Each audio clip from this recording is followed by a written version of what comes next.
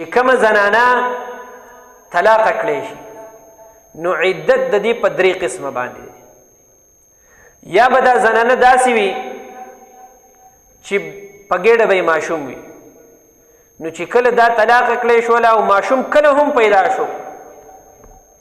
په هغه ورځ باندې که هم ماشوم پیدا شو دا د خاوند د نکاح نه مکمل ختمه. که دا ماشوم 3-4 میاشتې پس پیدا شو نو د هغه وخت پورې به دا عدت تیری. دویم نمبر قسم چې کوم دی نو هغه زنانه ده چې د هغې بیماری د سره نه راځي، ماشوم یې هم په ګېډه نه خو بیماری نه راځي،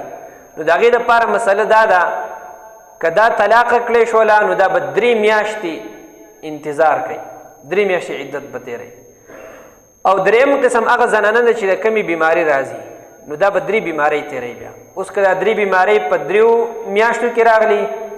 او که نه د دې نه ښه په قلاره باندې راغلی هغه څومره وخت چې راغی، خو که دا خبرې پټوي نو په دې باندې دا ګناهګار راځي او دا حرام کار دی چې یاره یو زنانه عدت نه پوره شوی دا وایي زما عدت پوره شوی، یا یو زنانه طلاق شوه او د دې په ګېډه ماشوم و دې ته ښه پته وه چې زما په ګېډه ماشوم دی، خو دا وایي چې یاره دا به کله پیدا کېږي نو خو ډېر وخت دی